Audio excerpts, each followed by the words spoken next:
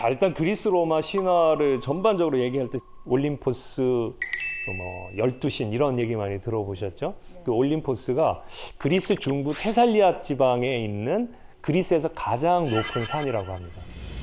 해발 2,917m, 그러니까 백두산보다 조금 높은 산이죠. 그래서 제우스는 여기에 근거지를 세우고 형제, 자매, 그리고 자식들과 함께 이 12명 구성하게 됩니다. 자, 그런데 이 12명 중에도 부부가 탄생하게 됩니다. 아이고 이름. 혹시 소희 씨는 이 12명의 신들 중에 부부신이 누군지 알고 계시나요? 제우스랑 헤라가 제일 대표적인 부부. 예, 정답입니다. 또 다른 부부가 있는데 혹시 아시나요? 헤파이스토스. 아, 헤파이스토스와 아프로디테도 부부입니다. 일단 제우스 하면 남봉꾼의 바람꾼의 호색한의 이미지가 있는 건 분명하죠. 그리고 헤라 그러면 그 옆에서 항상 제우스를 감시하고 질투하고 또 부정을 저지른 대상에 대해서 복수심을 갖고 응징하고 뭐 이런 이미지가 있죠. 그러니 이 부부 관계는 행복하다 말하기 어렵다 이렇게 얘기할 수 있을 겁니다. 자, 그런데 이제 제우스는 최고의 권력을 가지고 있는데 왜 바람을 피울까? 신이라든가 영웅이라든가 이런 것들이 전부 인간 욕망의 표현이라고 볼 수 있거든요. 그래서 신화학자 중에 일부가 어떻게 해석을 하냐면 제우스는 남성의 성적 욕망의 상징이다. 그러니까 아주 솔직하게 얘기해 주셨는데 사실 제 입으로 얘기하기 좀 곤란하거든요. 입장에서. 근데 각각의 매력이 있는 여성들과 사랑을 나누고 싶은 욕망이 남성에게 있다라고 전제를 하면 이 욕망을 어떤 식으로 표현할 것인가 고민하게 될 텐데 제우스라는 인물을 하나 놓으면 아이고 저거 하면서 사실 자기 모습을 거기서 발견하는 거죠. 그리고 이제 이성에 의해서 평소에는 이걸 감춰놓고 상상의 세계 속에서 제우스와 함께 한번 노는 거죠. 이게 이제 신화의 또 다른 기능이다라고 얘기를 하는데 자, 그렇다면 헤라는 제우스의 몇 번째 여성입니까? 화려하다. 헤라가 7번째. 근데 여기에 나오는 여신들을 잘 보면은 한 지도자가 한 공동체를 잘 다스리려면 어떤 요소가 필요한가라고 했을 때 그 답이 신화적인 상징적인 의미로 여기에 다 담겨 있다라고 볼 수 있습니다. 제우스가 권력을 잡기 위해 지혜를 구하니까 메티스와 결혼하게 되죠. 자, 권력을 잡고 난 다음에 뭐가 필요할까요? 법과 질서를 잡는 게 필요하죠. 그러니까 이게 성적 취향이라기보다는 내가 권력을 확립해 나가는 데 있어서 어떤 요소가 필요한가 이걸 보여주는 거라고 볼 수 있습니다.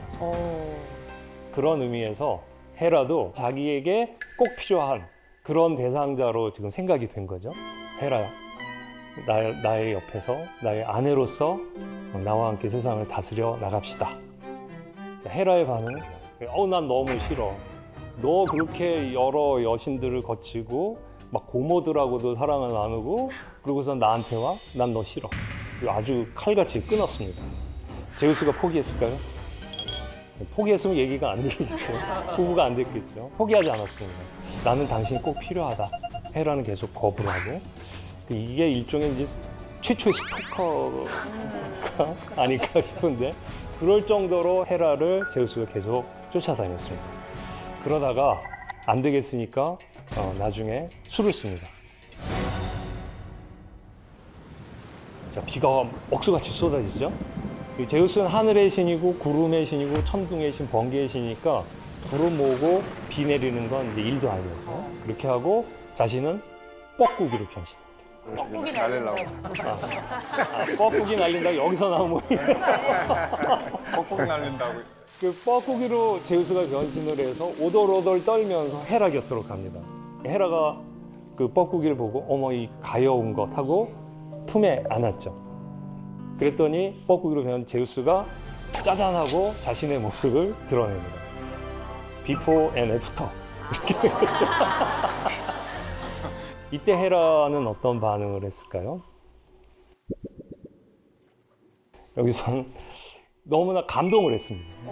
아, 이런 나를 위해서 이렇게 보잘것없는 뻐꾸기로 변신하고 비도 내리고 그러면서 나에게 이렇게 요청해 주다니.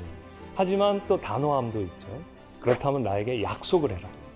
앞으로 어떤 여인도 사랑을 나누지 않는 걸로, 그리고 나만을 정식 아내로 인정해달라, 이렇게 얘기를 했습니다. 제우스는 그 말을 받아들이고 좋습니다. 저의 유일한 아내로 삼겠습니다. 그것도 믿네. 그리고 결혼을 주관하고 관장해 주시는 신이 되어 주십시오. 그러니까 제우스도 그걸 안 거죠. 가정이 모든 공동체의 기본이고 가정이 이루어지는 출발점이 결혼이기 때문에 결혼의 원칙과 도리를 잘 지키는 것이 공동체 전체를 안정적으로 이끌어가는 것이다라는 생각을 했기 때문에 바로 이제 헤라면 되겠다. 이런 헤라의 이 단호함과 그 품위, 카리스마 이런 게 있을 때 이 결혼은 엄중한 것이 되고 세상은 안정적으로 될 것이다. 그렇게 해서 그 헤라는 결혼의 신이라는 것을 담당하게 되고 제우스와 결혼이 되고요. 유일하게 그 제우스가 결혼식을 올리면서 아내로 삼았던 신이 바로 헤라입니다. 성대한 결혼식을 열었고 모든 신들과 모든 동물들을 다 불렀다, 이렇게 얘기를 합니다. 자, 그런데 제우스는 그러나 그 약속을 지켰을까요? 믿는 사람이 아니 믿는 신이 더 웃겨요. 어떤 점에서는 지켰고 어떤 점에서 지키지 않았습니다. 아이고 이런. 그 헤라를 유일한 아내로 삼은 건 지켰고, 그러나 사랑은 열심히 나누고 다녔습니다. 그러면 제우스가 그 약속을 어기고 얼마나 많은 여성과 사랑을 나누었는지 혹시 가늠이 되시나요? 이름이 알려진 것만 한 60이거든요. 그리고 자식들이 있는데 이 자식들은 엄마가 누군지 모르는 경우도 있어요. 그래서 이렇게 해보면 70명을 훌쩍 넘어가지 않을까 싶고요. 안 알려진 것도 많고요. 그런데 왜? 상중 씨 어투라는데요. 그런데 말입니다. 왜 그리스인들은 바람둥이 제우스를 최고의 신으로 경배하며 찬양했을까? 그림 한번 볼까요? 지금 보면은 저 여인은 에우로페라고 하는 페니키아의 공주였습니다. 굉장히 지혜롭고 아름답고 정숙하기로 소문이 나 있었죠. 하늘에서 제우스가 보고 마음에 들었습니다. 성적인 욕망이 솟구쳤다라고도 얘기할 수 있지만 신들의 세계를 평정한 제우스가 이제 지상의 인간들의 세계에 뛰어난 문명을 만들어야 된다고 생각을 한 거죠. 그렇다면 그 문명을 일궈낼 주체를 누구로 삼아야겠습니까? 이렇게 봐서 똑똑한 아이를 찍을 수도 있지만 내 아들이면 좋겠다라고 생각하겠죠. 여기서부터 이제 제우스가 인간들과 사랑을 나누기 시작합니다. 그 중에 하나가 바로 여기에 있는 에우로페였습니다.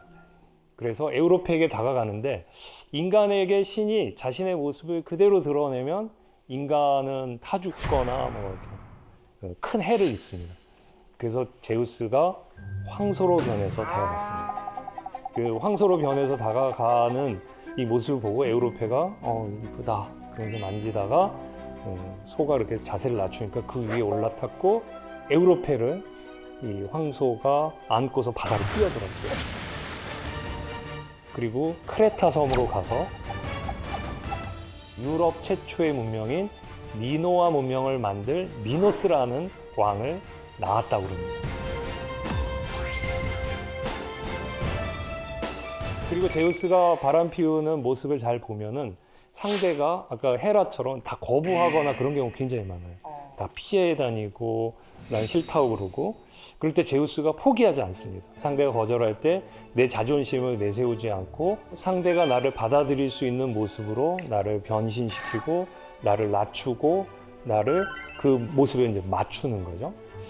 이게 자신의 성적 욕망을 채우기 별짓 다 하네 이게 아니라 큰 일을 이루기 위해서 자신을 그렇게 낮추고 상대를 배려했구나라는 마음이 있는 거죠. 한 두 가지 이유가 있는 것 같아요. 첫 번째는 아까 재림 씨가 말한 것에서 힌트를 가질 수가 있는데 헤라가 결혼의 신이잖아요. 그러니까 결혼을 깨는 걸 할 수는 없는 거죠. 그런 점에서 결혼을 지킨다는 것, 그리고 남편의 뜻을 나름대로 존중해 준다는 것이 헤라에게 있지 않을까. 두 번째는 아까 각경 씨가 얘기한 거에서 힌트를 얻을 수가 있는데, 그러니까 남편이 무서웠던 것도 있습니다. 헤라에게 아주 큰 트라우마가 있었거든요.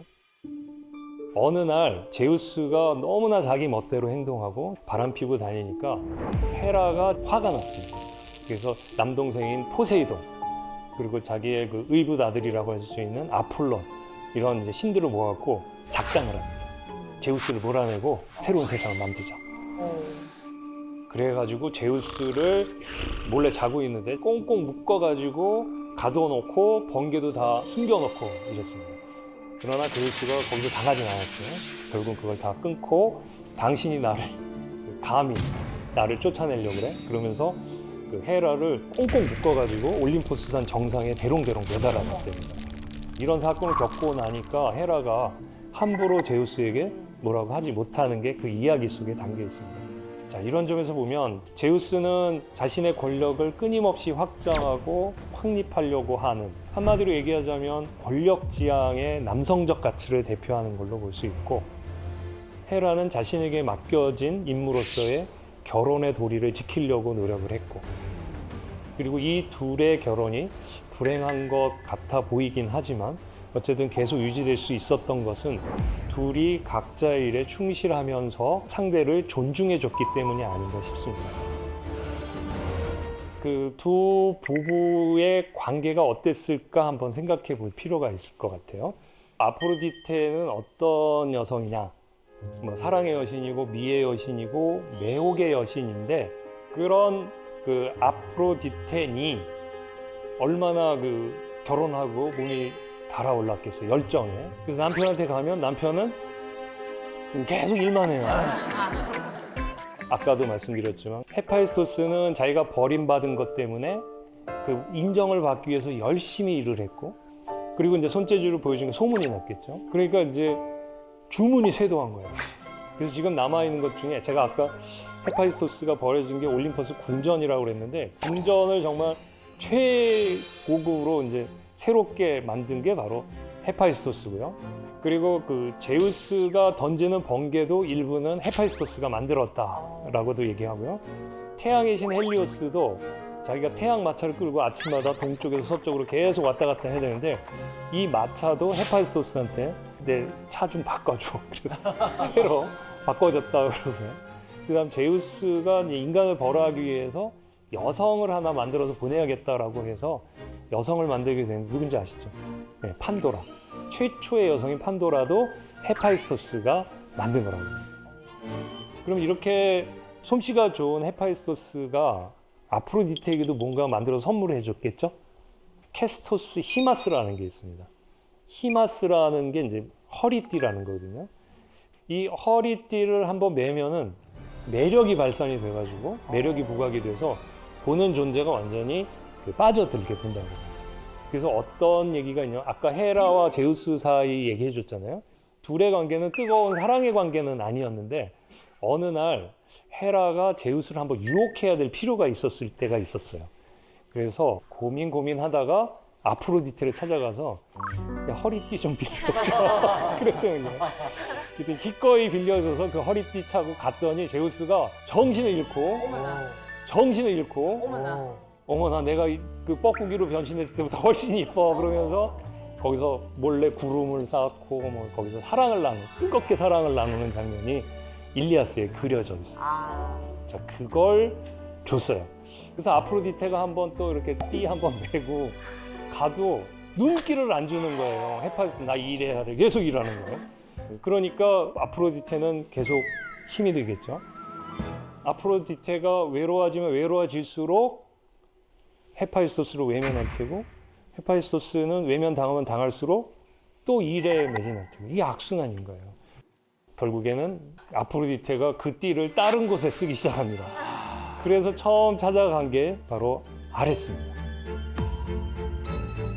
아레스는 전쟁의 신이라고 그랬죠. 몸 끝내줍니다. 얼굴도 잘생기고 한마디로 얘기하면 굉장히 섹시한 존재라고 볼 수 있습니다. 그러나 제우스와 헤라가 부부이죠. 그리고 그 사이에서 아레스가 태어납니다. 그런 점에서 이제 보면은 헤파이스토스와 아레스는 엄마 입장에서 보면은 친형제라고 할 수 있고요. 아레스와 아프로디테는 이게 제수씨거나 형수씨인 거죠. 그 둘 사이에 또 사랑을 나누게 되는데 한번 그림 한번 보실까요? 일하는 티커튼에서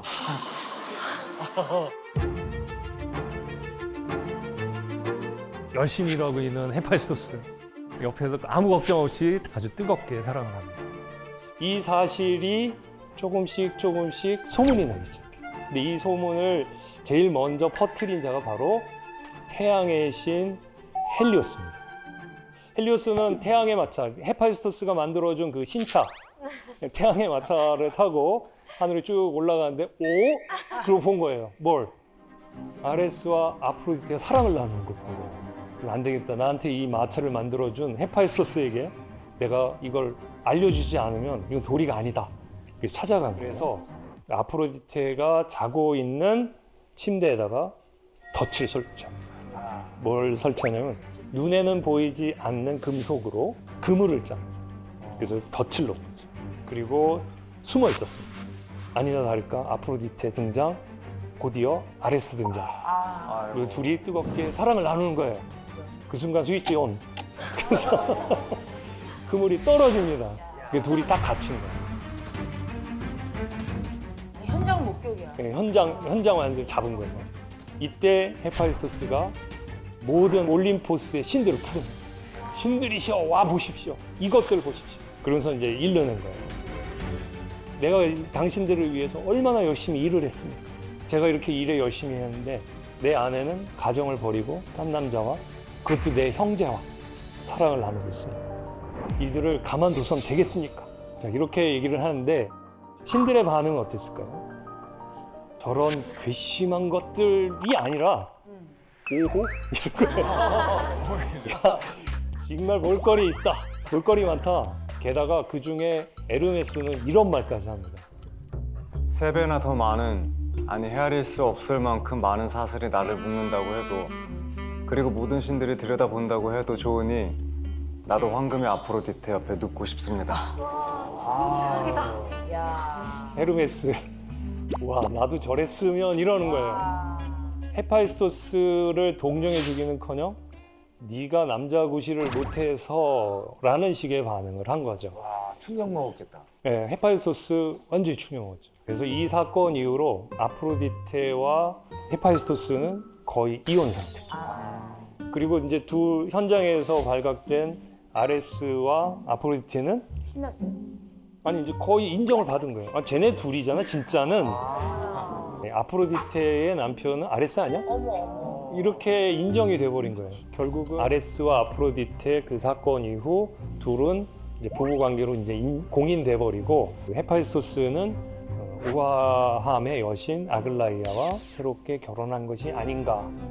이런 얘기가 하나 있고요. 이거 말고 다른 이야기도 있습니다. 헤파이스토스가 일을 하는데 아테나 여신이 한번 찾아온 적이 있었어요.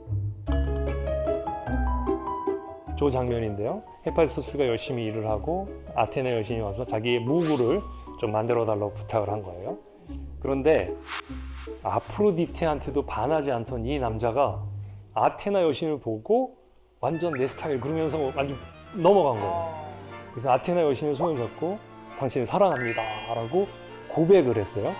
아테나 여신 어떻습니까 지금? 어디서 오늘? 아테나 여신은 사실 그 처녀신이기도 하잖아요. 그 파르테논 신전이 바로 아테나 여신에게 바쳐진 신전인데 파르테논이란 말이 처녀라는 뜻이거든요. 처녀 신전이고 순결의 상징이기도 한 아테나니까 뿌리쳐봤어요. 어디 감히 손을 딱 뿌리쳤는데 헤파이스토스가 자기 욕정을 주체하지 못하고 그 순간에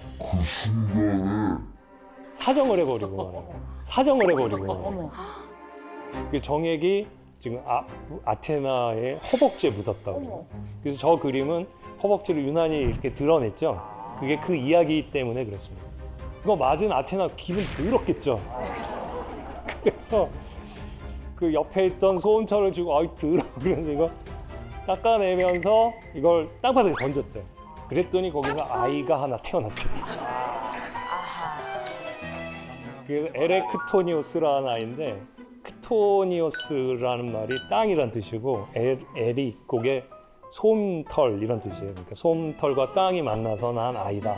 이렇게 그렇게 해서 아이가 하나 있긴 있습니다. 아테나 여신은 자기가 처녀이지만 그래도 내 허벅지 닿아서 난 아이. 그래서 자기 아들처럼 이렇게 키웠고 그 아크로폴리스 옆에 가면은 파르테논 신전 옆에 에레크테니온이라는 신전이 있습니다. 그게 그 솜털에서 나온 그 아이가 자라나서 아테네의 왕이 됐고 그 아테네를 모시는 신이 된 거죠. 아까 헤어졌던 아프로디테와 헤파이스토스의 이야기가 하나 남아 있습니다. 자, 이 아프로디테는 그 자기의 아들 그 아이네아스를 너무나 사랑했어요. 자기가 어떻게 보면은 인간하고 낳은 아이인데 이 아이가 그 트로이아를 떠나서 이탈리아 반도로 온 거잖아요. 그럼 오게 되면 정착민과 싸움을 하게 되죠. 싸움을 하게 되는데 보니까 무기가 시원찮은 거예요. 정말 좋은 무기를 주고 싶은 거예요. 누구한테 가야 될까요? 이게 면목이 생기나요? 그렇게 외면하고 바람피고 떠났던 아프로디테가 자기 자존심을 다 누르고 헤파이스토스를 찾아갑니다. 지금 제가 드리는 말씀은 그리스 신화에는 안 나옵니다. 로마 신화에만 나와요. 그래서 로마 용어로 좀 바꿔야 될 것 같아요. 로마 신화에서는 이 헤파이스토스를 불카노스라는 이름으로 부르게 되고요. 불카노스 하면은 화산을 뜻하는 볼케이노의 어원이 되는 말입니다. 그 아프로디테 대신에 베누스, 여러분들에게 익숙한 비너스로 하죠. 비너스 여신이 불카노스를 찾아갑니다. 미안했겠죠. 찾아갔을 때 불카노스가 딱 보고 비너스 여신이 불카노스를 찾아갑니다. 미안했겠죠.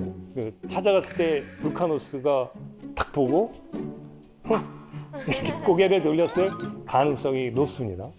그러고 있는데 비너스가 설득을 합니다. 내게 아들이 하나 있는데 얘가 인간 세상을 위해서 큰일을 할 아이야. 그러니까 당신이 이 아이를 위해서 무구를 만들어줬으면 좋겠어. 근데 어쩐 일인지 이때 불카노스가 처음으로 그 비너스의 띠를 봤나 봐요. 그래가지고 완전히 비너스에게 매료가 되고 그 둘 사이의 사랑이 아주 뜨겁게 묘사가 됩니다. 헤파이스토스 입장에서도, 즉 불카노스 입장에서도 자기가 그동안 소홀했던 비너스, 그러니까 아프로디테에 대한 미안함을 거기서도 풀었던 게 아닌가. 그래서 그 둘 사이의 오해와 둘 사이의 그 앙금을 다 씻어낸 거라고 볼 수 있겠죠. 아마도 그 불카노스는 뜨겁게 사랑을 나누면서 그랬을 거예요. 내가 그동안 일 때문에 당신을 돌보지 않은 거 미안해. 가정에 충실하지 않은 거 미안해. 일이 뭐라고 이랬을 거예요. 아프로디테도 당신의 솜씨를 내가 인정해주고 참아줬어야 될 텐데 저는 그런 걸 상상해 봅니다. 둘 사이는 아주 행복한 하루였지만 둘 사이에 그런 관계가 있었다는 거 하나 말씀드리고요. 그게 처음부터 있었으면 둘이 행복한 부부 생활을 했었을 텐데 둘이 서로를 이해해주지 못하는 가운데 둘이 깨져버렸다는 게 좀 너무나 안타깝습니다. 한편 그렇게 해서 어쨌든 무구를 받아옵니다. 그래서 비너스는 그것을 자기의 아들 아에네아스에게 주고 아에네아스가 그걸 가지고 그 전쟁에서 승리를 거두죠. 그래서 나라를 새롭게 세웁니다. 그리고 이로부터 자손이 계속됐겠죠. 그래서 16대 손에서 태어난 아이가 로물로스라고 합니다. 로물로스가 세운 나라가 로마고 로마는 이제 점점점 세력을 확장해서 지중해 세계를 전체를 지배하는 위대한 로마 제국을 만들게 되죠. 그 옆에 있는 사람 누군지 아시나요? 네, 아우구스투스 왕제. 로마를 공화정에서 제국으로 만들고 최대의 제국으로 만들 수 있게 기틀을 마련한 사람. 비너스의 아들이었던 아에네아스가 위대한 로마 문명을 만들었고 그 로마 문명의 제국을 만든 게 바로 아우구스투스다.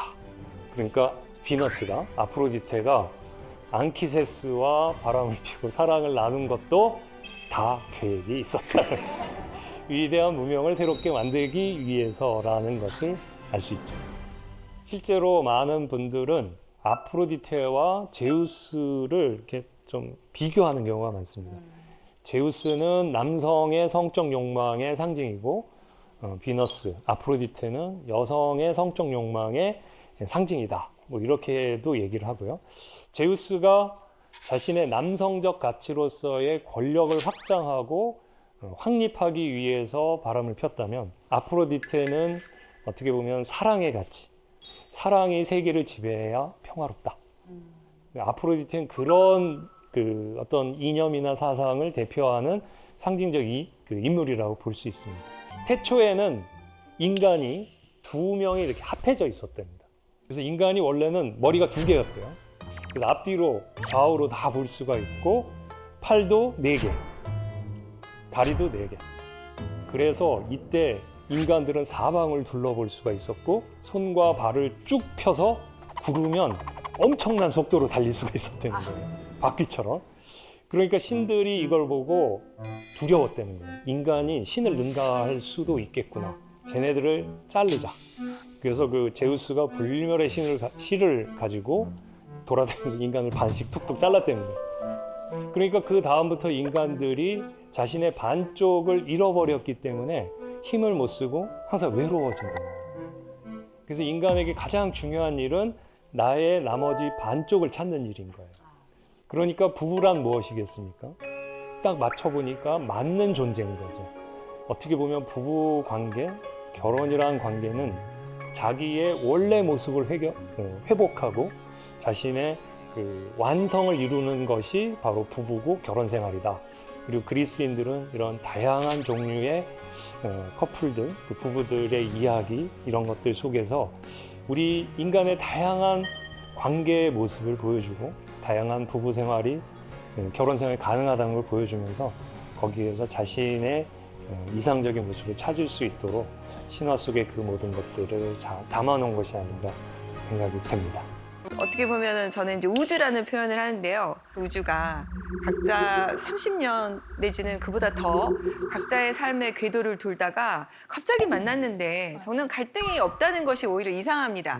아마 이제 안 싸운다는 건 뭐냐면 지금은 너무 좋으니까 뭐 쉽게 양보해주고 이해해 주려고 하는 거죠. 그런데 좀만 있어봐라. 좀만 있어봐라. 결혼이라는 거는 사실 현실이라서 현실적인 문제들이 발생을 합니다. 우리나라가 이혼율이 굉장히 높다는 거 여러분들 알고 계시죠? 뭐 아시아에서 1위다 이런 거 보면 좀 가슴이 아프기도 한데 어떻게 보면은 이것이 우리의 현실이어서 이런 현실을 잘 좀 해결해 나가면 좋겠다 또 그렇게도 생각을 해봅니다. 최근 이혼 법정에서 여러 가지 이제 핫 이슈가 있는데요. 오늘 5가지 키워드를 좀 준비를 했어요. 2020년 신문사에서 설문조사를 했는데 기혼 남성의 41.3%가 외도를 한 경험이 있다라고 얘기를 하고 여성의 경우에도 24.4% 정도가 그런 경험이 있다고 얘기를 했어요. 그러면은 기혼자 중에서 3명 중에 1명 정도는 외도를 한 경험이 있다 이렇게 볼 수 있는데 사실은 이제 이 외도 문제가 갈수록 진짜 많은가 봐요. 그래서 뭐 인터넷 카페 같은 데서 이런 것들을 얘기하는 것들이 굉장히 많이 만들어지고 있다는 뉴스 들어보셨을 거예요. 거기에 화제가 된 은어들이 좀 있더라고요. 오늘 초성 퀴즈를 마련해 봤는데 한번 맞춰보실까요? 자, 이건 무슨 뜻일까요? 감시.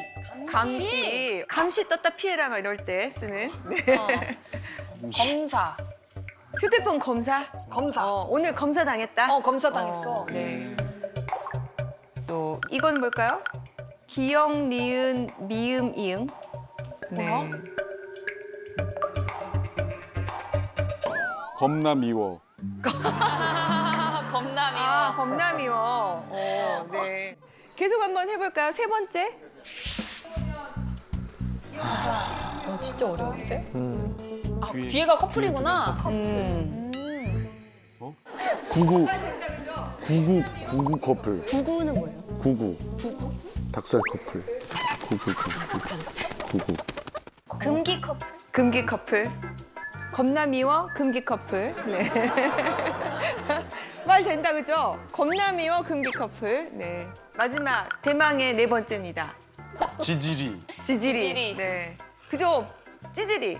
찌질이. 찌질이를 좀 이렇게 약하게 해서 지지리. 이거 정답을 한번 공개해 볼까요?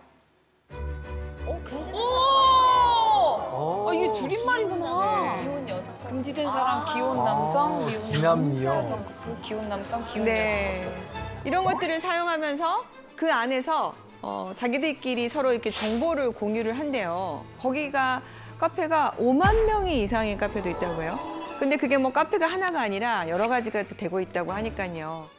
그런데 이 카페에 가입을 하려면 내가 불륜을 하고 있다는 것을 인증을 해야 돼. 정회원이 돼서 거기 들어가서 이렇게 은호를 가지고 대화를 나눌 수가 있는 거죠. 그만큼 교묘하게 어디 가면은 들키지 않고 만날 수 있느냐. 그다음에 내가 들킬 뻔했을 때 배우자에게 어떤 핑계를 대면 것이냐 이렇게 서로 이렇게 정보를 공유하고 있다고 합니다. 네. 치밀하다. 어떨 경우에 정말 중요한 키워드가 나온 것 같아요. 비밀.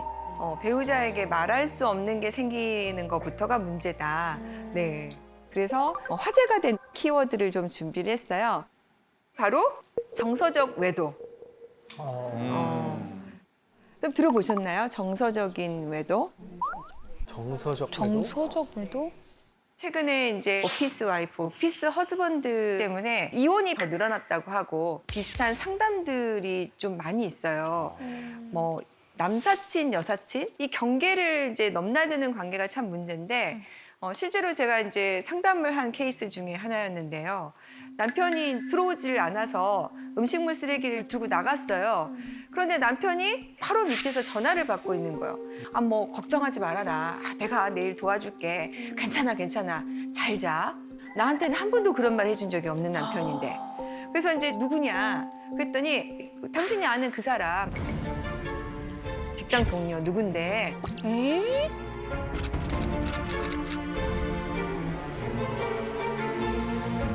그래서 이제 그때부터 좀 남편의 행동을 유심히 관찰하기 시작을 했는데 남편이 휴대폰을 놓지를 않고 계속해서 들고 있는 거죠. 그래서 남편이 이제 자는 틈을 타서 휴대폰을 좀 봤는데 뭐 잘 자라고 서로 안부를 전하고 매일 점심을 같이 먹고 그런데 잠자리를 나눈 흔적은 없어요. 특이했던 거는 그 여성분이 운전면허를 막 따니까 운전 연수도 시켜주고 네. 외도네. 외도다.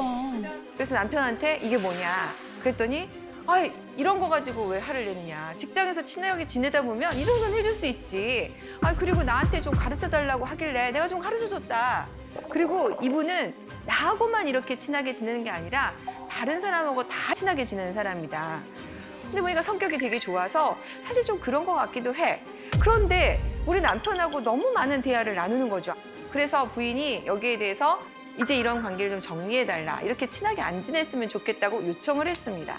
그런데 남편의 반응은 오히려 화를 내면서 부인을 의구증으로 모는 거죠. 그래서 이혼 소송을 제기할까라고 이제 고민을 하고 상담을 오신 거였어. 자, 이렇게 이혼 청구를 한다면 이혼 사유가 될 수 있을까요? 사회적인 관계에 이르지 않으면 이 경우에는 이혼 사유가 되지 않는다라고 생각을 하는데 실제로 지금 가정법원에서 부정행위라고 했을 때는 훨씬 넓게 봐요. 그래서 야심한 시각에 갑자기 서로 하트를 주고받는다. 아무 말 없이. 네. 그리고 잘 자? 자고 있어? 이렇게 야심한 시각에 한다. 그러면 이것만으로도 넓게 봐서 부정행위다라고 지금 법원이 보고 있습니다. 서로 일을 돕다 보면 또 친밀한 관계가 되고 또 배우자하고 나눌 수 없는 얘기를 나눌 수 있는 관계가 또 되기도 하죠. 그런데 정말 중요한 문제는 배우자가 싫어할 것 같아서 얘기를 안 하다가 비밀이 생기기 시작하는 경우 결정적으로 배우자가 이 관계를 정리하라고 했는데 그거를 정리하지 못하는 경우 이건 이혼 사유가 될 수 있다고 생각을 합니다. 그래서 이에 대해서 조금 오해가 없으셨으면 좋겠고요. 이런 일이 생기면 배우자에게 단호하게 나는 이런 게 싫다. 나는 이것을 안 했으면 좋겠다. 이 관계는 정리했으면 좋겠다. 라고 저는 얘기를 해주셨으면 좋겠습니다. 근데 이제 문제는 아까 제가 말씀드린 사례에서 휴대폰을 몰래 보는 게 문제예요. 그죠? 네, 많이들 알고 계시지만 배우자의 경우에도 비밀번호를 공유하지 않은 상태에서 들어가서 보는 것은 개인정보법 위반이고요. 비밀침해죄가 됩니다. 그래서 정말 이게 뭔가 있는 것 같은데 어떻게 하면 좋을지 해가지고 가끔 이제 저희가 상담해 오시는 분들 보면 탐정업체, 뭐 흥신소 업체, 조사 업체를 좀 소개해 주실 수 없냐 막 이렇게 많이 문의를 해 오세요. 그런데 이게 지금 개인정보를 침해하고 이렇게 뒤따라다니고 하는 것은 전부 다 불법입니다. 그리고 현재 법원에서는 위법하게 수집한 증거는 채택을 하지 않으려고 해요. 네. 그리고 또 비용도 굉장히 비싸요. 하루에 30만 원에서 뭐 많게는 80만 원까지 가고요. 또 이런 게 이제 하루 이틀에 밝혀지는 게 아니니까 자꾸 정보를 못 구한다고 해서 기간을 연장시키는 거죠. 그래서 실제로 한 달에 한 3천만 원 정도 쓰신 분을 봤어요. 그리고 또 내가 지금 의뢰를 받았는데 당신이 돈을 2배로 주면 내가 이거를 안 하겠다. 라고 하는 거를 제가 실제로 상담 중에 그런 문자 받는 걸 봤거든요. 그래서 이쪽으로 괜히 좀 힘을 안 쓰셨으면 좋겠고요. 그러면은 어떻게 알게 되냐 이런 것들 고민하시거든요. 그렇죠. 그 배우자의 외도 징후를 찾아낼 수 있는 방법 네. 없을까요? 그러게요. 네. 그런데 제가 이제 보니까 아무래도 이제 일상을 같이 하다 보니까 평소와 다른 행태는 눈에 보입니다. 제일 첫 번째가 뭘까요? 우리 사례에서 남편이 핸드폰을 놓지 않는 거예요. 화장실 갈 때도 가져가고 베개 밑에 두고 자고. 그리고 패턴을 자꾸 바꾸고. 그게 뭐예요? 그 핸드폰이 바로 판도라의 상자. 그래서 이거를 펀도라의 상자라고 하더라고요. 또 두 번째도 뭐가 있을까요? 특이점이?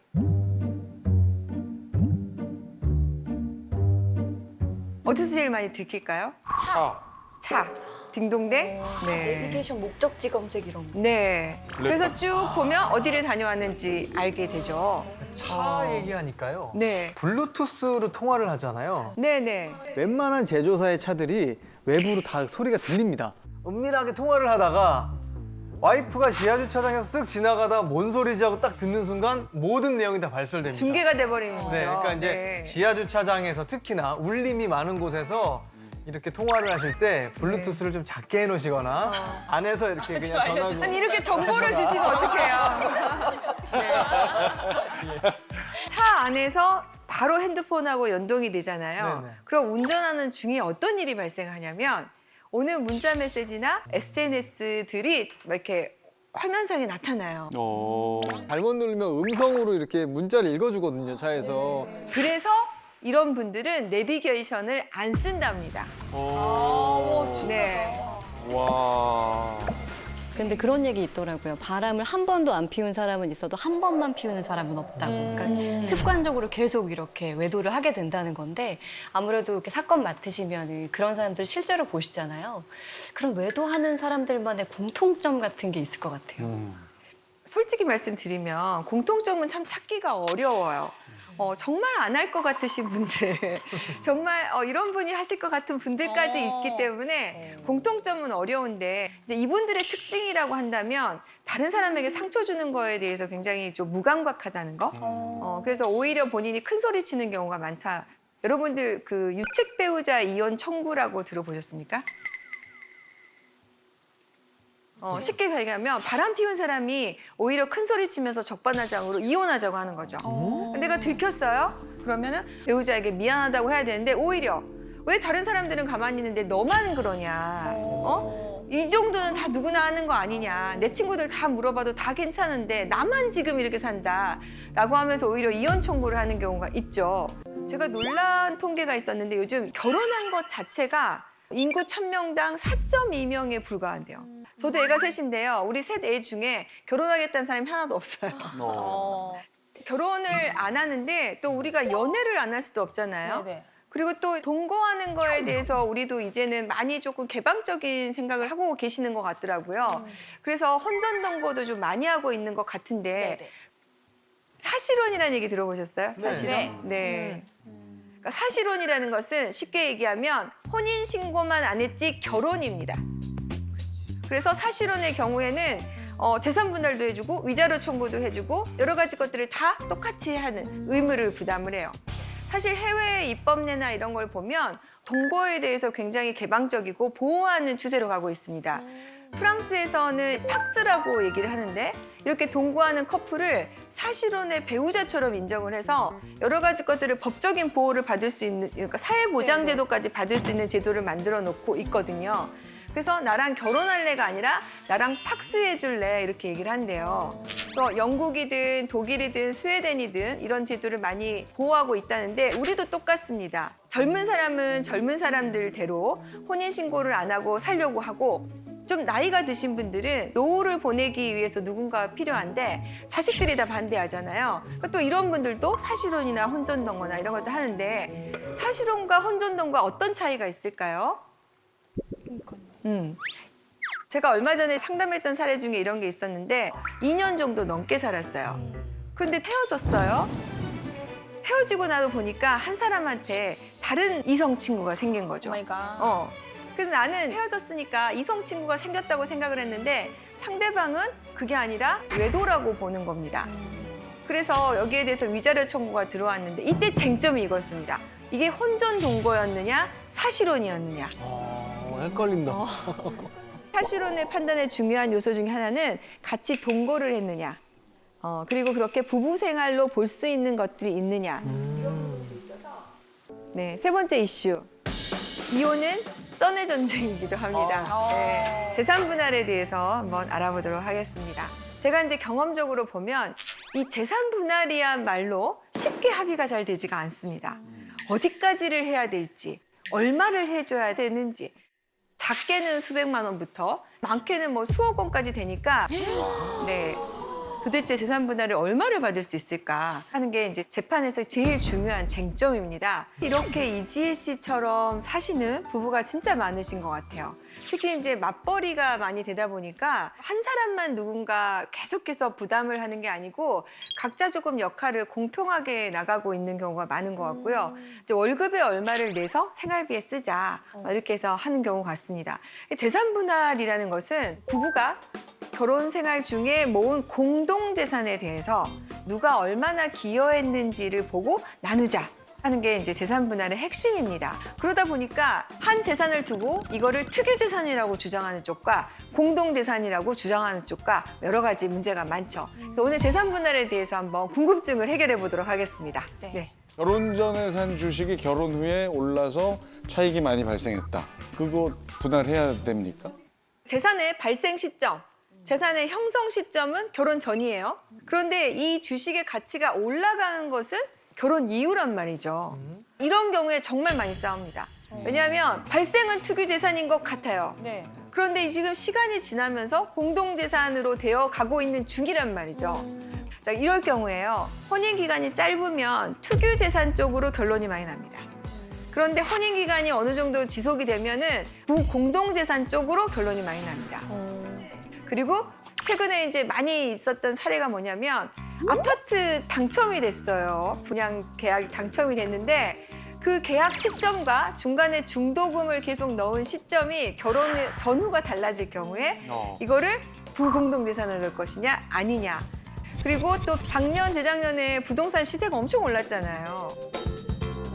그래서 이제 쉽게 말하면 프리미엄이 많이 붙었어요. 이게 재산 분할 대상이 된다.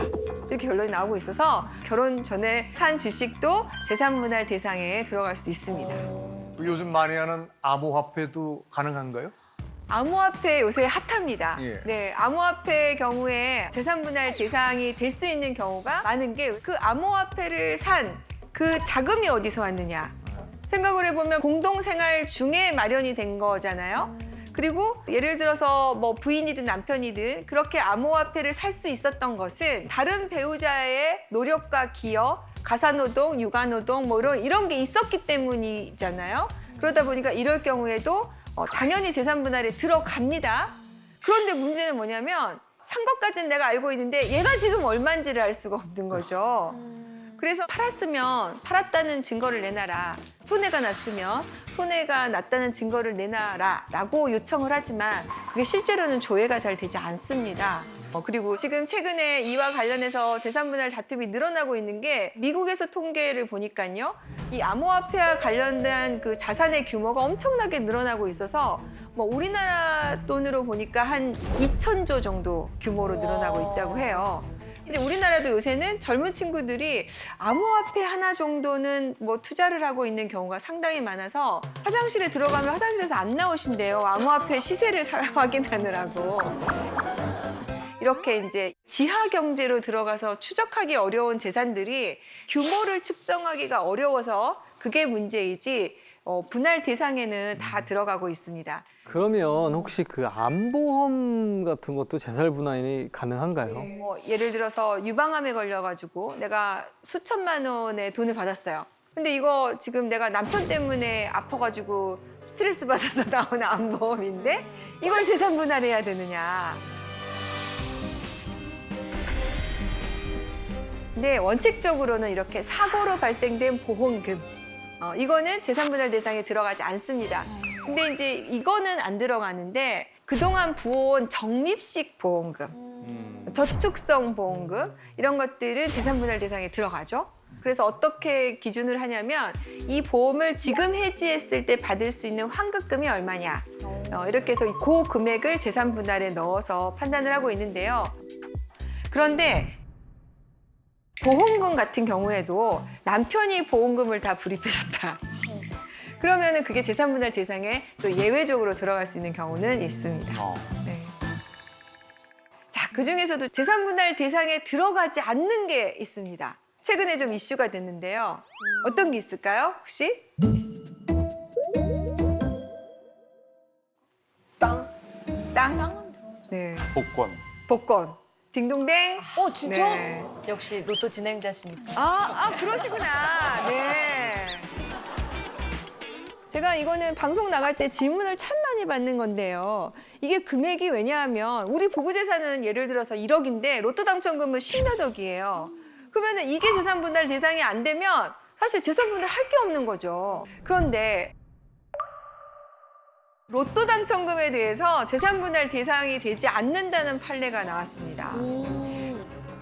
10년 차 되는 부부였는데 남편이 전문직이었어요.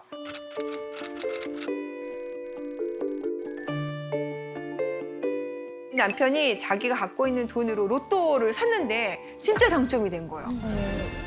무려 20억 원. 무려 20억 원. 근데 이 부부는 남편이 전문직이지만 실제로 두 사람의 재산은 별로 없어요. 근데 이제 부인이 남편이 이제 20억 원 되니까 와 나도 한번 좀 명품 시계도 사보고 싶고 그죠? 20억이나 됐는데 여보 이렇게 좋은 일이 생겼는데 나 이런 거 하나 사주면 안 돼 했는데 남편이 안 되라고 거절을 한 거죠. 이건 내 돈이야. 내가 해서 산 거야. 그리고 그 돈을 전부 다 주식을 사버리고 그 이후에 일절 부인한테는 얘기도 안 하는 거예요. 알려고 하지 말아라.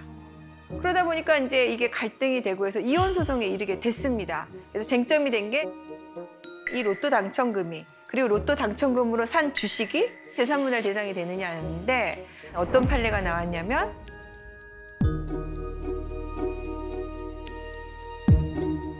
공동재산이 아니다라고 결론이 났습니다. 어떡해.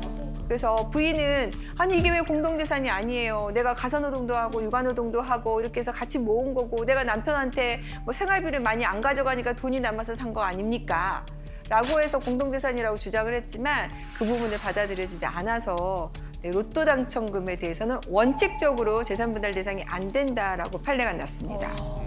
아내 입장에선 너무 억울할 것 그죠? 같아요. 네. 어떻게 보면은 그 로또 당첨금이 수십억 원이 되면서 남편은 사실 본인이 하고 싶은 것들을 다 하고 다니는데 이 배우자는 아무것도 할 수가 없고 더군다나 재산 분할까지 안 된다고 하니까 네, 안타까울 수밖에 없는데 최근에 되게 이슈가 됐던 핫한 드라마에서도 비슷한 상황이 나왔잖아요. 네. 그러니까 뭔가 당첨이 되자마자 이혼을 바로 하려고 했던 남편인데 전혀 받을 방법이 없어요. 그러면 그런 경우. 그래서 이럴 경우는 로또 당첨했을 때 그 번호 적잖아요. 네네. 그런데 내가 그 번호를 남편한테 알려줬어. 같이 의논을 했어. 사러 가는데 내가 심부름을 갔다 왔어. 로또를 산 그 돈은 내 주머니에서 같이 나간 돈이고 뭐 이런 부분들을 상대방이 인정하는 내용이 있다면 그때는 예외적으로 재산 분할을 받을 수 있을 것 같습니다. 네. 재산 분할도 재판 사항 중에 하나여서 입증하는 게 굉장히 중요해서 증거가 없으면 그걸 입증하기 어려우니까요. 혹시 당첨되신 분들 중에서 그런 거 기여하신 분이 있으면 반드시 상대방이 인정하는 거 문자나 뭐 녹음으로 남겨주시면 좋을 것 같습니다. 네, 안 해야지. 우리가 이제 여러 가지 긴 길을 넘어서 이혼 사건에서 제일 핫한 재산 분할 얘기를 좀 나눠봤는데요. 네 번째는 제가 정말로 좀 얘기 드리고 싶은 양육비에 관한 얘기를 조금 해봤으면 해요. 네. 아이가 이제 있는 상태에서 특히 미성년 자녀들이 있을 경우에 참 이 부분이 굉장히 문제입니다. 자, 여러분들 배드파더스 사이트라고 들어보셨나요? 네. 양육비 안 주나 보다.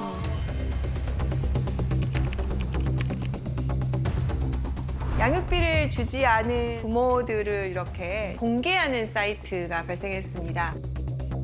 2018년 7월인데요. 지금 이 사이트는 이제 한번 폐쇄되고 새로 이제 생긴 사이트고요. 처음에 사이트는 이제 이런 기초적인 내용도 거의 안 나와 있는 사이트였습니다. 근데 이제 이게 공개가 되니까 아무래도 여기 올라가신 분들은 자신의 명예가 훼손이 됐다고 그래서 화제가 됐는데 배드파더스 사이트를 운영하는 사람을 명예훼손으로 고소하는 일이 있어서 제가 그 형사사건에 참여를 했는데요. 2018년이면 불과 한 3, 4년 전입니다. 그때만 해도 양육비라는 것을 받아야 되는 것인지 줘야 되는 것인지에 대해서 정말 인식이 없었어요. 그리고 가정법원에서조차 이혼 사건을 이제 판결하거나 조정할 때 양육비 그거 어차피 못 받을 건데 뭘 그걸 가지고 조정을 안 하려고 하십니다. 라는 얘기를 제가 들을 정도로 양육비 문제에 대해서 많은 분들이 인식이 좀 없었습니다. 근데 저도 이제 사실은 이혼 사건을 많이 하는 변호사잖아요. 근데 이혼 사건을 하고 나면 대부분의 그분들이 저를 다시 안 만나고 싶어 해요. 그죠? 제가 무슨 좋은 인연이라고. 그래서 저도 사실은 제가 진행을 했던 제 의뢰인들이 그 이후에 어떻게 살고 있는지 알 방법이 별로 없었어요. 근데 그때 이 배드파더스 사이트를 접하고 하면서 양육비를 못 받는 분이 80%에 이르게 된다는 걸 저도 충격적으로 받아들였습니다. 이와 관련해서 무죄 변론을 하고 법이 개정이 돼서 저는 조금 나아졌을 거라고 생각을 했는데요. 최근에 2021년에 조사했는데 여전히 80%에 이른다고 하더라고요. 정말 가슴이 아픈 일이 아닐 수가 없어요. 그래서 양육비라는 것은 미혼 배우자에게 주는 돈이라고 생각해서 안 주는 경우가 많았는데 그 양육비는 그 배우자에게 주는 돈이 아니라 아이에게 줘야 되는 거죠. 심지어는 어떤 경우도 있냐면요. 반려동물이 있는 경우에 헤어지면은 이 반려동물한테도 양육비를 줘야 된다는 판례가 나오고 있는 실정이에요. 진짜요? 와. 왜냐하면 맨날 같이 있으니까 보고 싶잖아요. 그래서 이 반려동물도 면접 교섭을 할 수 있는 걸 정하고 있는 것이 우리 요새 가정부문의 실정입니다. 그래서요, 애완견의 경우에 한 달에 양육비 10만에서 15만 원 정도. 면접 교섭을 뭐 2번 정도 이렇게 하고 있거든요. 그런데 하물며 내 자녀인 경우에 왜 그거를 지급하지 않는지 정말 가슴이 아픈 일이 아닐 수가 없어요. 오죽했으면 아버지를 고소하는 일이 있었습니다. 양육비를 주지 않는 아버지에 대해서 형사처벌을 해달라고 고소를 한 겁니다.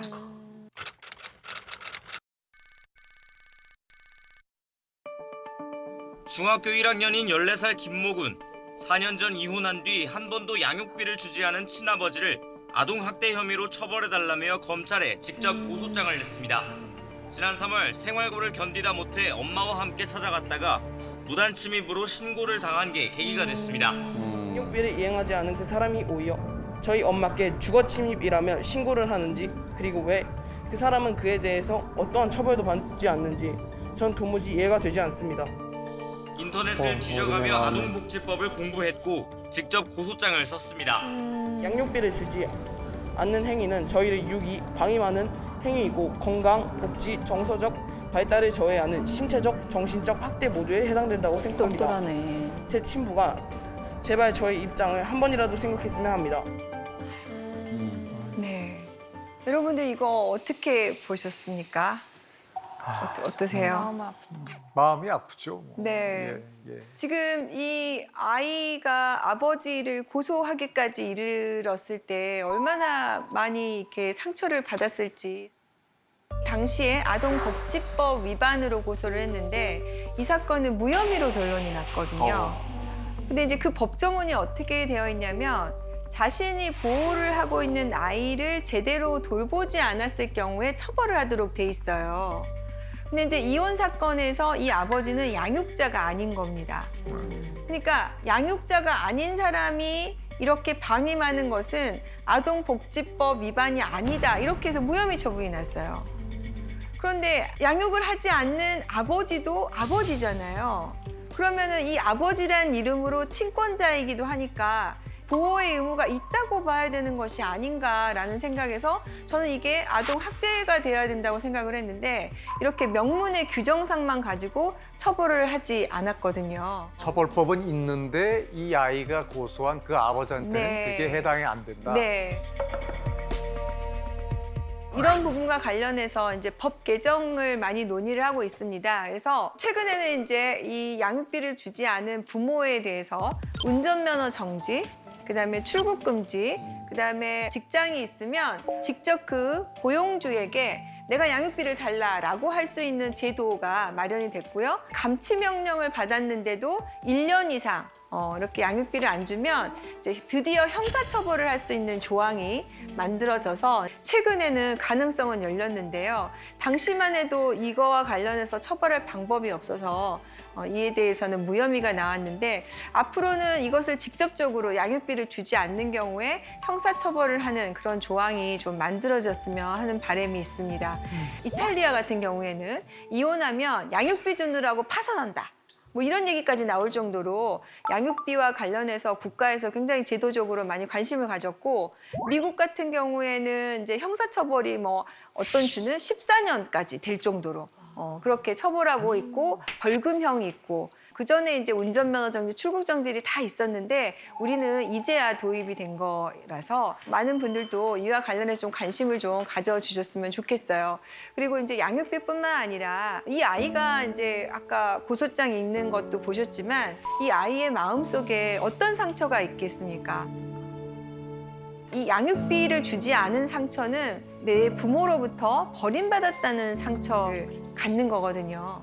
이 면접교섭과 양육비는 이혼한 배우자 내 권리가 아니에요. 아이의 권리예요. 아이의 생존권이고 아이를 위한 부분이라는 거 좀 이렇게 우리가 인식이 좀 바뀌었으면 좋겠어요. 자, 이제 본격적으로 패턴 완성에 대해서 저희가 얘기를 해보겠습니다.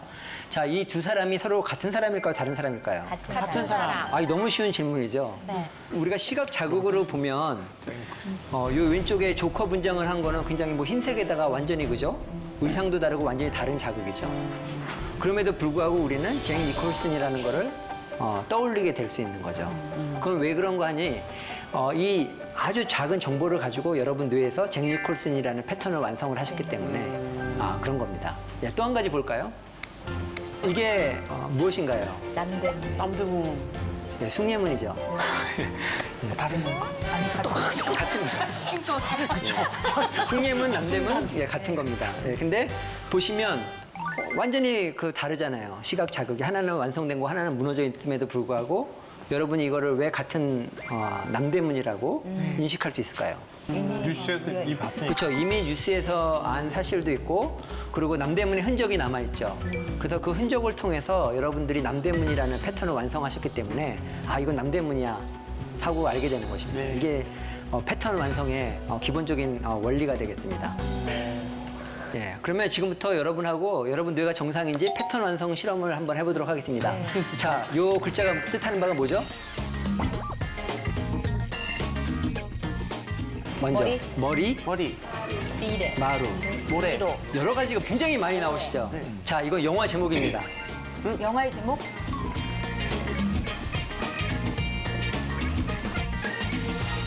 명랑. 명랑. 명량.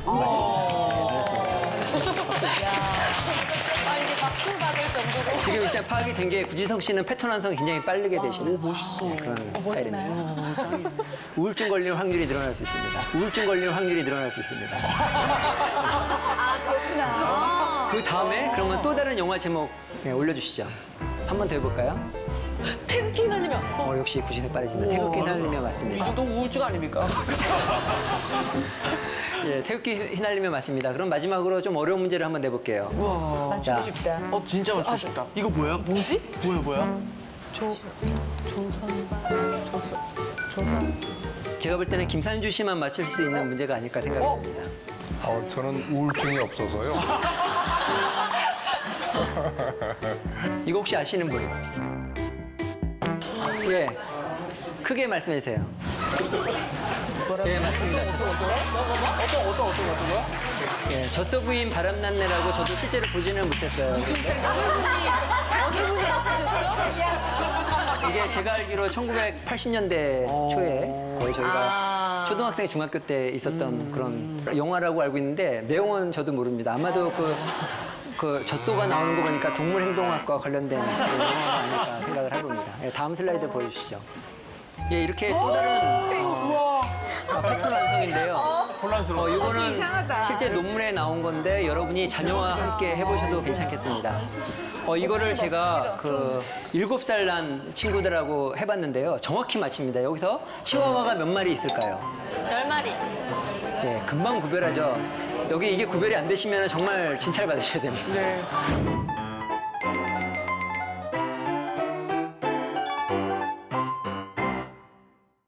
열 마리. 네. 컴퓨터가 이거를 구별하게 만드는 그 인공지능, 딥러닝에 관련된 페이퍼가 되겠습니다. 그래서 이게 컴퓨터는 굉장히 많이 학습을 시켜야 되겠죠. 그래서 많이 틀립니다.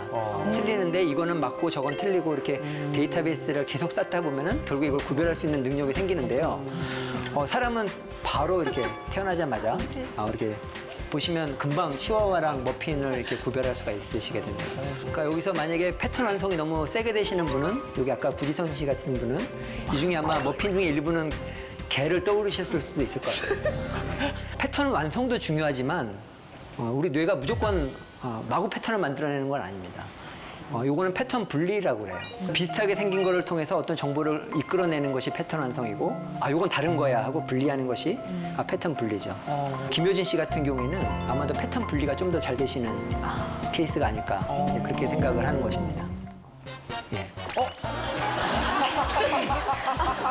패턴 분리가 너무 여기 혹시 이 두 사람이 같은 사람이라고 생각하시는 사람 손 들어보세요. 안 계십니까? 제가 카이스트에 초청해서 제가 굉장히 잘해드리려고 했는데 사실 초등학교 1학년이나 유치원생을 대상으로 하면요 상당히 많은 학생들이 같은 아저씨다 이렇게 말을 하는 경우도 있습니다. 그러니까 이게 왜 그러냐면 보시면 눈도 두 개고 코도 이렇게 가운데 있고 거의 비슷함에도 불구하고 여러분이 다른 사람으로 인식하는 거가 정말 뇌의 신비인데요. 이러한 그 기능을 패턴 분리라고 합니다. 그래서 우리 뇌는 미묘한 차이도 이렇게 다르게 구별을 하는 그런 능력이 이제 발달이 돼 있는 거죠. 특히 김효진 씨 같은 경우에는 이렇게 잘 구별하실 것 같아요. 저거는 누구나 다 제일 잘했어요. 정말 분리가 너무 잘 되는데요. 네, 알겠습니다. 네. 이병헌 씨가 주연한 영화죠. 번지 점프를 하다. 제가 굉장히 감명 깊게 본 영화인데요. 여러분 내용은 아마 기억하실 거예요.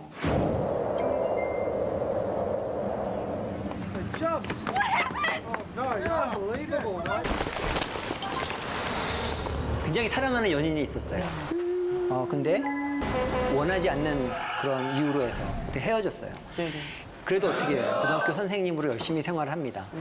그런데 어느 순간에 갑자기 그 제자 중에 한 명이 눈에 들어오는 거예요. 끌리는 거예요. 어째서 넌 날 조금도 기억하지 못하네. 사실 신경과학적으로 보면 그 영화 내용에서 보면 이 학생이 과거에 내 연인과 그 유사한 특징을 갖고 있었던 거예요. 습관이라든지 그 분위기라든지 눈빛이라든지. 그래서 이 선생님은 그 속에서 자기 옛날의 연인의 그런 사랑을 패턴을 완성을 한 거죠. 근데 문제는 뭐냐면 이거를 잘 분리를 해야 되는데 이제 분리가 안 되기 때문에 이제 결국에는 그 안 좋은 그런 결말을 맞이하게 되는 이런 영화가 되겠습니다. 이게 카필라노라는 그 캐나다에 있는 계곡입니다. 이 계곡이 굉장히 멋있는 계곡인데요. 다리가 2개가 있다고 그래요. 굉장히 차도 편하게 다닐 수 있는 굉장히 큰 다리가 하나 있고요. 요거는 막 흔들다리인데요. 거의 한 사람이 이렇게 지나갈 수 있는 그런 다리입니다. 그런데 과학자들이 실험을 했어요. 이 편한 다리 끝에도 그 아름다운 그 여성을 세워놓고 거기서 설문조사를 하게 하고요. 아주 가느다란 다리 끝에서도 아름다운 여성이 이제 설문조사를 했어요.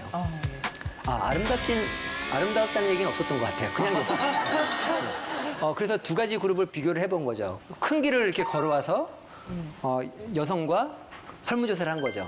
그리고 그 여성이 뭐 그냥 물어봤어요. 오늘 기분 어땠어요? 뭐 좋았어요? 간단한 설문조사를 한 다음에 혹시 더 생각나는 거 있으시면 연락 주세요 하고 그 전화번호를 준 거죠. 그리고 좁은 길에서도 이렇게 전화번호를 이렇게 준 거예요. 그래서 과학자들이 본 건 뭐냐면 나중에 실제로 전화가 온 거는 어느 쪽에서 많이 왔나 하는 걸 본 겁니다. 그래서 봤더니 신기하게도 이 그 큰 길에서 온 사람들은 별로 전화를 안 했어요. 근데 이런 좁은 길을 통해서 아슬아슬하게 온 사람들은 마구마구 전화가 이렇게 쇄도를 한 거죠. 뭐 사랑의 감정을 느끼게 된 거죠. 사실은 사랑이 뭘까?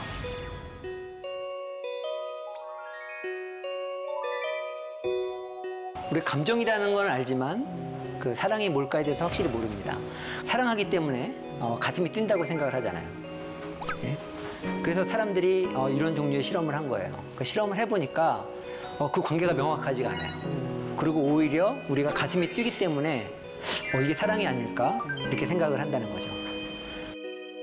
다리를 건널 때 얼마나 심장이 뛰었겠어요. 땀도 나고. 그리고 심장이 뛰는 상태에서 어떤 사람을 봤을 때 내가 심장이 뛰네? 저 여성을 봤을 때 이게 사랑일까? 하고 나중에 전화를 하게 되는 거죠. 그래서 여러분 사실은 이런 원리들을 활용하고 계십니다. 연인들을 보면은 보통 뭐 이렇게 연애를 할 때 어디 가서 이렇게 같이 명상하고 이렇게 안 하시잖아요. 저 롤러코스터를 탄다거나 그죠? 뭐 이렇게 하시잖아요. 그리고 가도 뭐 전통 찻집보다는 커피집 많이 가시고 이렇게 하시잖아요. 그 이유가 그런 거예요. 같이 이렇게 롤러코스터를 탈 때 심장이 뛰고 막 교감신경 활성화되고 항상 그 옆에 있을 때 그 사랑의 연결고리가 이제 형성이 된다는 거죠. 이제 그게 이제 패턴 완성으로 설명할 수가 있게 되는 거고요. 그래서 오늘 이 그 뇌가 사랑을 어떻게 느끼고 행동하는지에 대해서 한번 말씀을 나눠보고자 하겠습니다. 그 헬렌 피셔 박사님이 사랑의 3단계에 대해서 얘기를 했어요. 그러니까 우리는 단지 사랑이라는 거를 어떤 뜨거운 감정으로만 생각하는데 생각보다 복잡하다. 이 사랑이라는 것들이 첫 번째는 욕정의 단계가 있습니다. 뭐냐면 우리가 대상이 없어도 기본적으로 나도 사랑에 빠졌으면 하는 그런 느낌들이 항상 있어요. 네, 그런 에너지가 있어요. 그런 게 욕정의 단계고, 그다음 끌림의 단계는 뭐냐면은 목표를 찾은 거예요. 그래서 딱 보면 이제 그 사람밖에 안 보여요. 아웃포커스 되고 그 사람만 보이는 이제 그런 단계가 되는 거죠.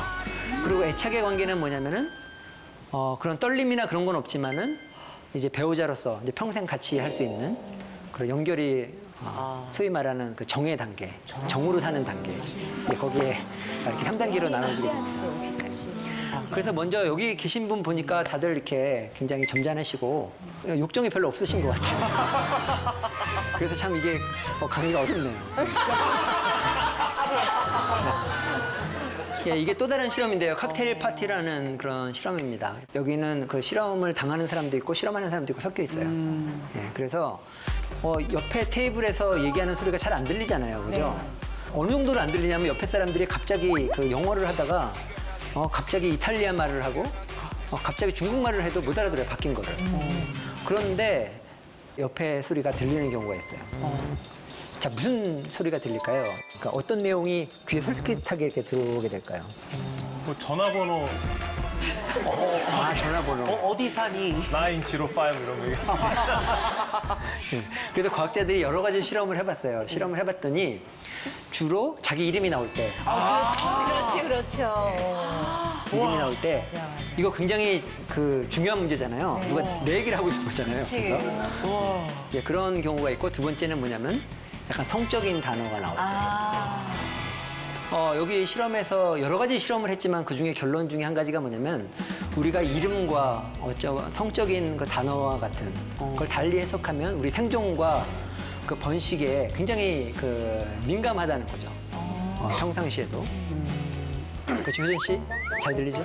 이름이. 네네. 네, 그러니까 가끔가다 제가 이렇게 이름을 불러주면 학생들도 이렇게 자다가 이렇게 깨어나게 됩니다. 맞아. 잠결에서도 이름 소리는 네, 들리더라고요. 그렇죠. 잠결에도 계속 듣는 능력이 계시잖아요. 아, 그렇구나. 비정상이니까. 이거는 저희 그 카이스트 교수님께서 본인의 경험을 얘기해 주신 건데요. 결혼식장에 이제 신랑 입장에서 이렇게 걸어가고 있었던 거예요. 너무 긴장해서 가고 있는데 그 순간에 놀란 게 한 가지 있다는 거예요. 이 교수님이 입장을 할 때 주변에 여성분들을 이렇게 그걸 스캐닝하고 있다는 거예요. 혹시 그 어떤 이쁜 분이 계신가 하고 이렇게. 옛날 여자친구가 봤을까 봐 그런 생각이 나요. 뭐 그럴 수도 있고요. 그래서 본인이 내가 왜 이러지 이러면 안 되겠다고 이렇게 한번 다시 마음을 다시 고쳐잡았다는 그런 말씀이 어떻게 있더라고요. 그건 뭘 말하는 거냐면 벌써 우리 본능이죠. 본능적으로 남자들은 이렇게 주변의 어떤 여성들을 이렇게 보는 그분이 뇌가 이상해서가 아니라 원래 그렇게 돼 있습니다. 그래서 오히려 어떤 분들은 시선을 김상준 씨 같은 케이스인데 이렇게 딱 시선을 고정하고 가시잖아요. 그러니까 엄청 노력하시는 거예요. 원래는 이게 자동으로 돼야지 정상입니다. 그래서 이게 굉장히 그 선인들의 지혜인데요. 우리 전통 원래 진짜?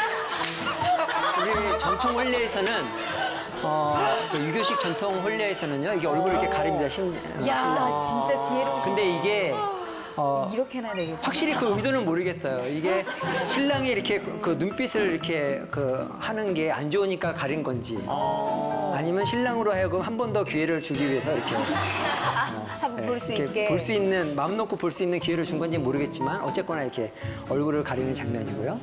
그리고 이거는 뭐 걸어가는 거니까 별로 위험하지 않아서 괜찮다고 생각이 드는데 다음 보여주시죠. 이렇게 말을 타고 갈 때도 아이고 세상에. 이렇게 그래서 앞에 이렇게 한 분이 대신 끌어주시고 이렇게 시선을 이렇게 오로지 나는 나의 신부만 생각할 수 있는 그런 배려. 굉장히 좋은 제도라고 생각을 합니다. 그래서 여기 미혼이시죠? 네, 미혼입니다. 네. 네네. 한번 이런 것들을 사용해 보시는 것도 괜찮을 것 같아요. 신랑 입장시에. 아, 제가요? 아니면 경주마처럼 이렇게 해놔야 될 것 같아요. 예, 그래서 남자들이 그 사고가 나는 경우를 보면 굉장히 유명한 그 사진 그림이죠. 그 여성에게 그 시선을 주는 바람에 난 사고 장면들, 그 위험한 장면들에 대해서 이렇게 얘기를 한 겁니다. 근데 이게 아까도 말씀드렸다시피 이게 정상적인 반응이에요. 이거를 너무 이렇게 안 좋게만 보시면 안 됩니다. 실제로 이렇게 굉장히 그 지적으로 그 성숙한 사람들도 어쩔 수가 없어요. 보시면 그 각국의 정상들의 경우에도 굉장히 정치적으로나 존경받는 분들도 순간적으로 자동으로 이렇게 되는 그런 측면이 있는 거죠. 아니, 그러면 선생님, 네. 남자친구랑 여자친구랑 데이트하다가 짧은 치마를 입은 여자가 지나갈 때 고개를 돌리는 걸로 절대 싸우면 안 되는 건가요, 그러면? 선생님, 네. 남자친구랑 여자친구랑 데이트하다가 짧은 치마를 입은 여자가 지나갈 때 고개를 돌리는 걸로 절대 싸우면 안 되는 건가요, 그러면?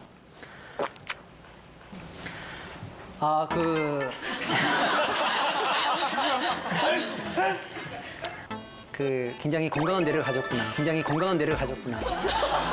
이렇게 생각을 해주시면 되겠습니다. 교수님 말씀하시니까 다들 하는군요.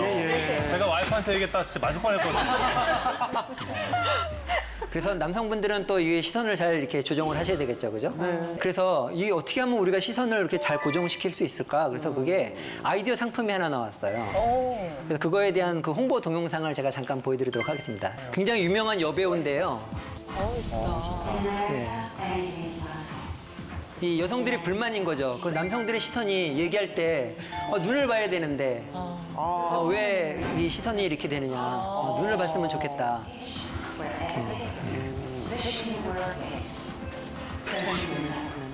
예, 그래서 이분들이 상품을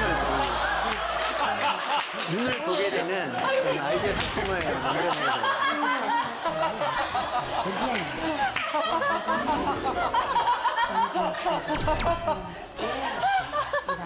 세상에. from head to tail. I say reusable and easable. There's a forehead to tail for everyone because respect never goes out of style. 네, 여기까지. 그래서 어느 정도는 이해를 해주셔야 되고요. 그렇지만 그 뇌도 이게 조절할 수 있는 기능이 있기 때문에 여러분 시선들을 항상 얘기할 때는 그 눈을 마주치고 이렇게 얘기하는 습관을 들이는 게 중요하겠죠. 그래서 이게 왜 그런가? 그 뇌 신경회로가 아예 그렇게 되어 있습니다. 그거를 고정행동 패턴이라고 그러는데요.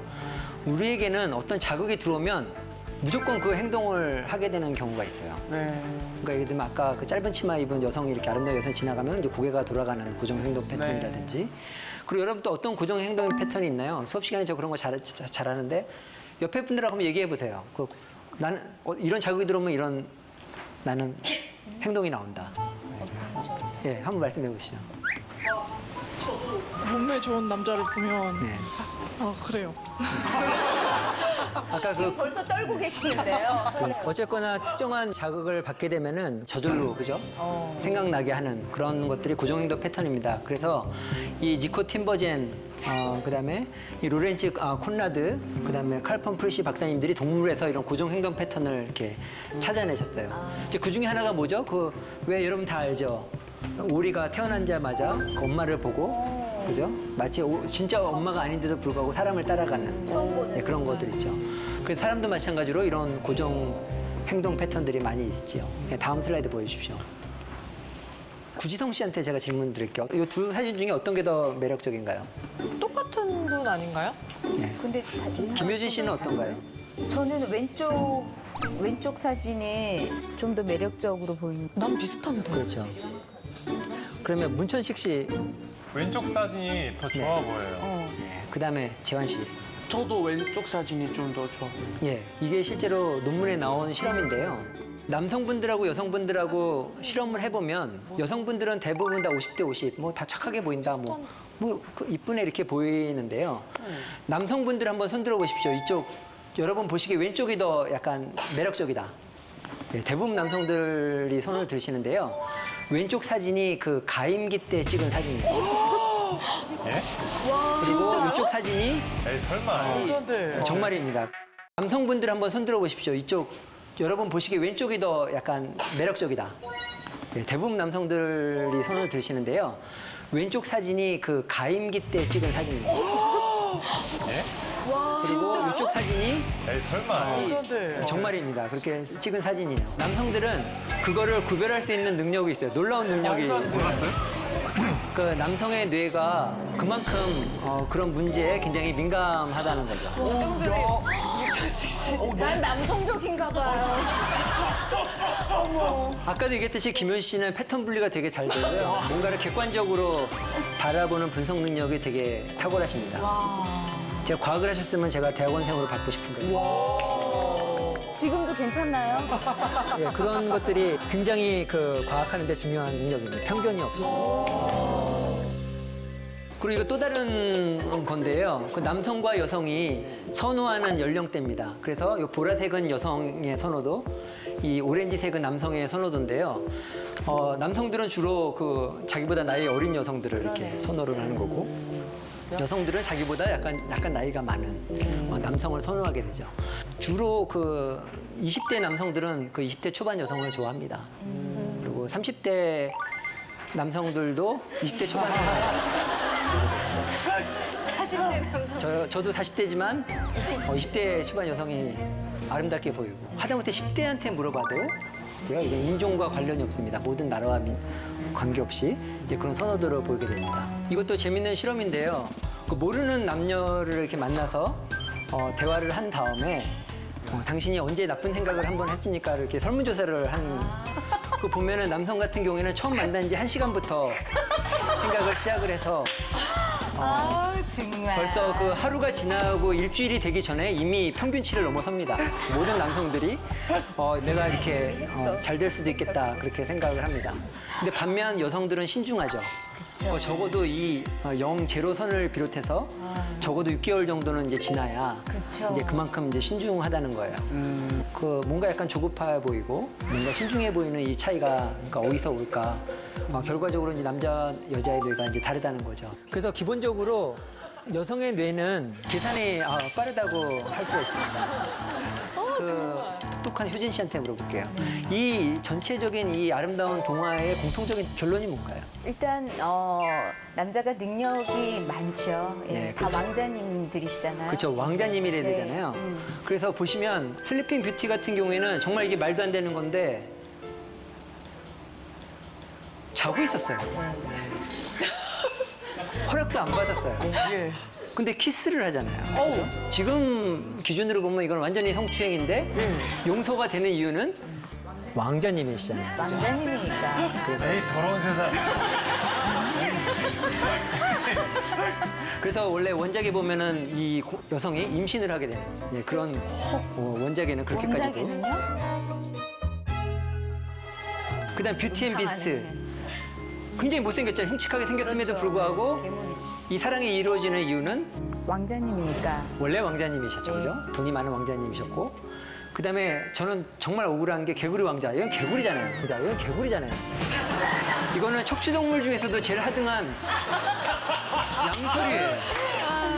양서류임에도 불구하고 결국에 용서가 되는 이유는 왕자였다는 거죠. 나중에 왕자로 환생한다는 거죠. 그리고 신데렐라도 마찬가지고요. 그죠? 아까 나중에 나오겠지만 왕자를 꼬시기 위해서 이제 신발을 하나 벗어놓고 적극적인 남자의 패턴 완성을 활용을 하죠. 이 백설공주 이야기도 너무 슬픈 이야기죠, 그죠? 일곱 난쟁이가 정말 열심히 잘해줬어요. 이용을 당한 왕자님을 찾아서 떠나는 백설공주 이야기. 예, 정말 슬픈 이야기죠. 근데 여기서 우리가 얻을 수 있는 교훈은 이게 보는 기준이 다르다. 여성의 눈은 보다 신중하고 정말 어떤 능력, 남성의 그 외모도 중요하지만 능력도 중요하다는 거죠. 교수님 오늘 강의 괜찮으시겠어요? 네? 아니 농담입니다. 예.